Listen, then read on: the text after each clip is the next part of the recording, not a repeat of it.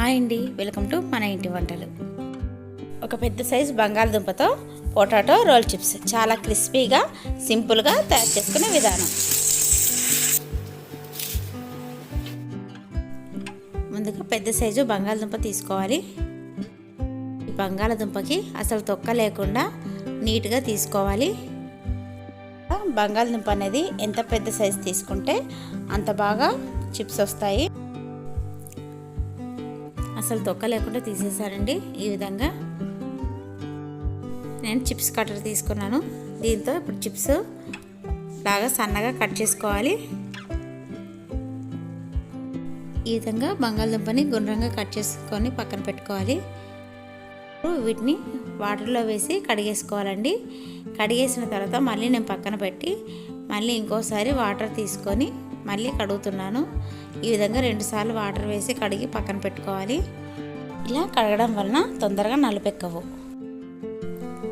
ఇప్పుడు ఒక క్లాత్ తీసుకోవాలి. ఈ క్లాత్ అనేది చక్కగా వాటర్ అనేది బాగా పీల్చుకునేటట్టుగా ఉండాలి మందంగా. ఈ బంగాళదుంప ముక్కలకి తడి లేకుండా తుడుచుకోవాలి క్లాత్తో. నేను ఈ విధంగా తడి లేకుండా అన్ని ముక్కల్ని తుడిచి ఒక పక్కకు పెట్టుకుంటున్నాను.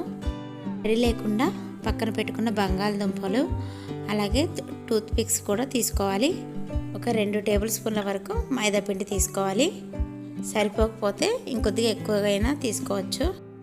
ఇప్పుడు ఒక బంగాళదుంప ముక్క తీసుకోవాలి. ఇప్పుడు బంగాళదుంప ముక్కకి ఒక సైడ్ మాత్రమే మైదా పిండి అనేది రాసుకోవాలి. మనం మైదా పిండి ఎటు సైడ్ అయితే రాస్తామో అటు సైడు ఇంకొక బంగాళదుంప ముక్కని పెట్టుకోవాలి. ఇప్పుడు వీటిని రోల్గా చుట్టుకొని టూత్ పిక్ అనేది గుచ్చుకోవాలి. ఇక్కడ చూపించిన విధంగా చేసుకోవాలి. ఈ విధంగా నేను అన్ని బంగాళదుంప ముక్కల్ని ఈ విధంగా రెడీ చేసి పక్కన పెట్టుకున్నాను. ఈ మైదా రాయడం వలన క్రిస్పీ అనేది ఇంకెక్కువగా ఉంటుందండి.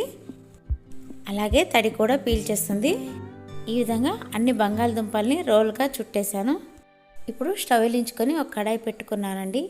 ఈ కడాయిలో డీప్ ఫ్రైకి తగినంత ఆయిల్ వేసుకోవాలి. ఆయిల్ వేడెక్కిందండి. ఈ ఆయిల్ వేడెక్కిన తర్వాత మనం పక్కన పెట్టుకున్న ఈ బంగాళదుంప రోల్స్ని ఇందులో వేసుకోవాలి.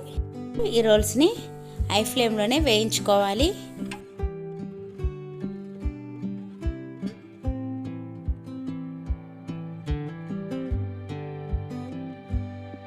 ఈ బంగాళదుంప రోల్ అనేది మనకి అప్పడం కలర్లోకి వస్తుందండి.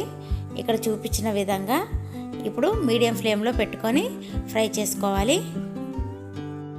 ఈ రోల్ చిప్స్ అనేవి టైం పడుతుందండి వేగడానికి. చివరికి వచ్చేసరికి కలుపుతూనే ఫ్రై చేసుకోవాలండి. లేదంటే ఒక సైడ్ వేగి ఇంకో సైడ్ వేగకుండా మెత్తగా ఉంటాయి. అందుకని మనం కలుపుతూ వేయించుకుంటే చాలా క్రిస్పీగా చాలా టేస్టీగా ఉంటాయండి. పిల్లలు పెద్దలు చాలా ఇష్టంగా తింటారు.